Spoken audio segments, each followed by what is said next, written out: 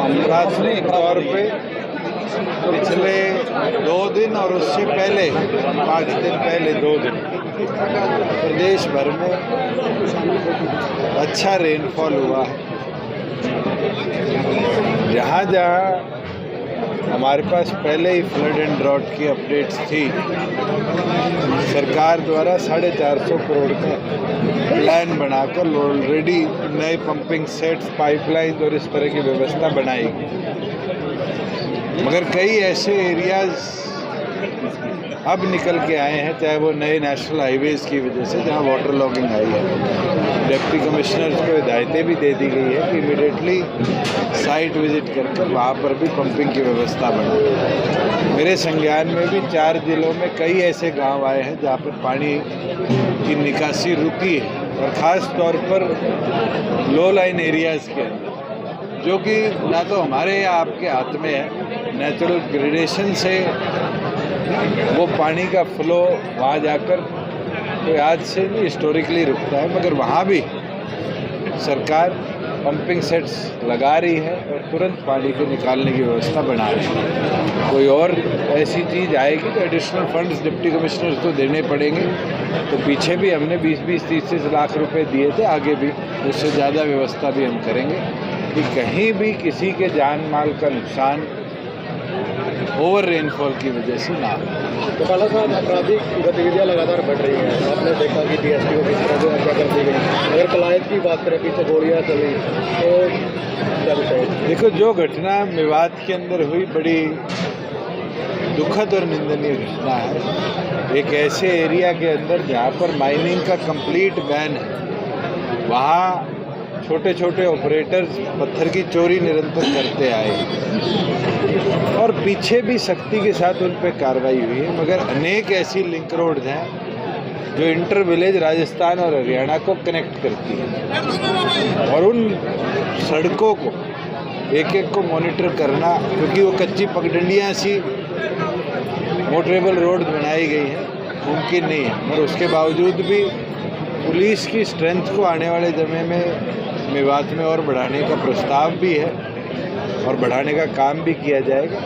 और ऐसे क्रिमिनल्स सख्त से सख्त कार्रवाई हमने करी है। कल एक व्यक्ति 3 में से गिरफ्तार हो चुका, बचे 2 को भी हम जल्दी ट्रेस कर अरेस्ट करने का काम है। सर, हिसार के सांसद ब्रिजेंद्र सिंह ने कहा है कि दुष्यंत चौटाला भाजपा के साथ गठबंधन के लिए डेस्परेट है, उनका अकेला कोई वजूद नहीं है। मैं ना तो उनके ऊपर टिप्पणी करूंगा और ना उनके पिताजी की कई बात पर टिप्पणी। जननायक जनता पार्टी अपने आप में एक संगठन है और उस संगठन ने हरियाणा प्रदेश में 18% वोट लेने का काम किया।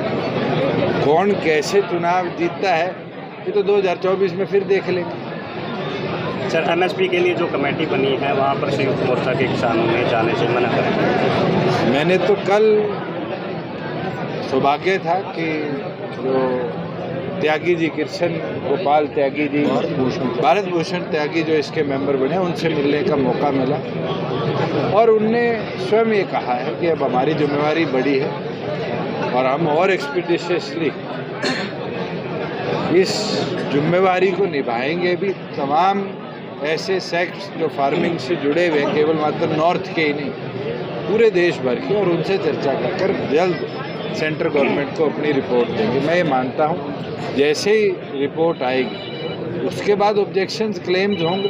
किसी के पास कोई ऑब्जेक्शन क्लेम होगा तो वो उसी समय अपने ऑब्जेक्शन क्लेम फाइल कर सकते हैं। सर, उनका कहना है कि 34-35 सदस्यों के सामने हमारे 3 सदस्यों की क्या चलेगी, क्योंकि अगर सरकार की फेवर के बंदे वही सब कुछ पास करें। देखो, अब क्या चर्चा केंद्र सरकार से धरना उठाते वक्त हुई थी और क्या नोटिफिकेशन हुई है, इसमें दुष्यंत तो इन्वॉल्व नहीं था या हरियाणा सरकार का तो रोल नहीं था। ये तो उनको केंद्र से दोबारा चर्चा करनी थी। सर, जो पैकेट फूड है उन पर GST लगा देगा, आम आदमी की कीमत में। आम आदमी को रियायत मिली है। एक आवाज़ में तमाम यूनियन टेरिटरीज और स्टेट्स के प्रतिनिधियों ने इसमें सहमति जताई कि जो अनमार्क्ड, बिना मार्के के कोई भी चीज़ दुकान में बिकती है, चाहे वो आटा हो, चीनी हो, वो टैक्स फ्री करी जाए। और आम आदमी की सबसे ज़्यादा खरीद जो है वो बिना मार्के की प्रोडक्ट। अगर आप ये कहो कि पीडीएस की शॉप में 4 रुपए में हरियाणा सरकार नमक भेज रही है और वहीं टाटा 12 रुपए में नमक भेज रहा है, तो टाटा के नमक को भी टैक्स फ्री किया जाए, ये तो मुझे लगता है आम आदमी भी इसके ऊपर सहमत नहीं होगा। हमारा तो ये प्रयास है कि आम जन के इस्तेमाल में आने वाले अधिकतम चीज़ों को टैक्स के रिव्यू से बाहर किया जाए और हम कामयाब रहे। जो जीओएम थी 6 सदस्यों की, उनने जो सजेशन दिया सर्वसम्मति से तमाम लोगों ने उसमें सहमति जताई। सर, आप पंचायती ज्वाइनिंग चुनाव करेंगे? पास आ रहे हैं, पंचायती चुनाव को लेकर बीजेपी की तैयारी किस तरह, जिस तरह आज कई तरह की ज्वाइनिंग है आगे चुनाव को लेकर? कौन कौन लोग ज्वाइन करेंगे? ऑलरेडी हमारी द्वारा 22 के 22 जिलों के प्रतिनिधि जो आगे मॉनिटर चुनाव को करेंगे उसका चयन हो गया है। हमारे तमाम एमएलएज की भी, एक्स एमएलएज की भी साथ में ड्यूटी लगाई जाएगी और आगे जिला वाइज और उसके बाद हल्का वाइज। और हमें चुनाव सिंबल पे लड़ना है, अगर लड़ना है तो जिला परिषद, ब्लॉक समिति का चुनाव लड़ना है या एक जिला परिषद का लड़ना है, उन सब पे चर्चा करके जैसे जैसे रिपोर्ट आएगी संगठन उस पर निर्णय लेगा। और इस चीज़ के अंदर मैं तो मानता हूँ हमारे परिवार के एक मजबूत सदस्य पहले रहे, फिर बीच में जब पार्टी का स्प्लिट हुआ, जब जुदाई भी कईयों साथियों की हुई, कांग्रेस की ओर गए बिल्लू चंदाना जी, साथ में बहुत ही हमारे सीनियर साथी भी रहे और गुर्जर समाज के अंदर भी उनने अपनी एक अलग पहचान बनाने का काम किया है, ज्ञान सिंह गुर्जर जी। और साथ में अभी पीछे चुनाव लड़े आपके कैथल के अंदर शेरी साहब, तमाम साथी अपने पूरे संगठन के और जितने लोग इनके साथ एसोसिएटेड रहे हैं उनके साथ ज्वाइन भी कर रहे हैं। और मैं ये मानता हूँ कि जो कैथल जिले के अंदर डॉक्टर अजय सिंह चौटाला जी जब युवा के प्रधान रहे और उनने एक टीम गठित करी, आज अधिकतम साथी उसी टीम के मेंबर हैं जो हमसे जुदा हो। मैं मानता हूँ इनका वापिस आना जननायक जनता पार्टी को तो एक ताकत देगा, मगर एक जो जोश उस समय की यूथ का था वो आज हमारी जनरल बॉडी को भी जोश और उत्साह आज। चौटाला साहब, हरियाणा की राजनीति है उसमें मुख्य रूप से दुष्यंत चौटाला चर्चा में रहते हैं। चाहे वो किसान आंदोलन था, वहाँ दुष्यंत चौटाला पर ये प्रेशर बना कि दुष्यंत चौटाला अपने पद से इस्तीफा दें। अब जो गठबंधन के अंदर जो चर्चाएं चल रही हैं, मौसम शायद अनुकूल नहीं चल रहा, तो दुष्यंत चौटाला कैसा महसूस करते हैं? ये मैं तो एक चीज़ बोल सकता हूँ, ना किसी चीज़ का लालच, ना किसी चीज़ के पीछे पड़ने की मेरी आदत।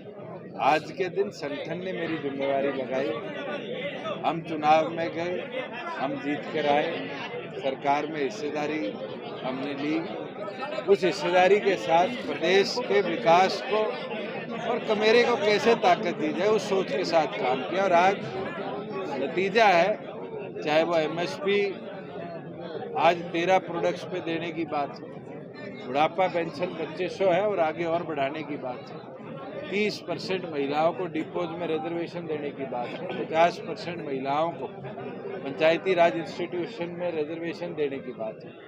हमारे कहे गए वादों को हमने भी पूरा किया, चाहे वो एचटेट का एग्ज़ाम हो, चाहे वो छात्रों को बस पास की बात है, और उस लक्ष्य को आगे लेकर चल रहे हैं। आगे हमें और जो बदलाव लाने हैं उसको हम लेकर आएंगे। 75% भी हमने प्रदेश के अंदर लाने का काम किया और माननीय हाईकोर्ट जिस दिन उस पर जजमेंट देगा उसको प्रदेश में हम लागू करेंगे। तो गठबंधन धर्म को लेकर चर्चाएं है ना चौटाला साहब, और वहाँ खास रूप से चौटाला साहब चर्चाएं में हैं कि गठबंधन टूट जाएगा, चौटाला साहब को अलग कर दिया जाएगा। मैं तो आपको एक चीज़ बोल सकता हूँ, ये आपकी सोच हो सकती है या कांग्रेसियों की सोच हो सकती है या और किसी बीजेपी के नेताओं का बयान है। आप मैं नेता तो जिसके साथ आपका गठबंधन है वो बयान देते हैं चौटाला साहब से अलग होकर चुनाव होगा, चलो ये आप सुनते हैं? उनके बयान पे क्या एक्शन होगा नहीं होगा।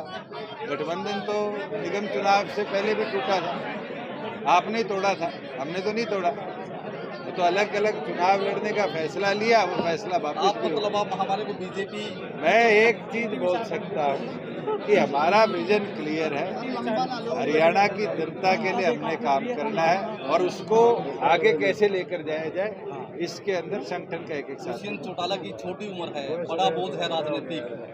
चलो मैं ना मैं थारे चक्कर में गिरूं ना मैं डरूं।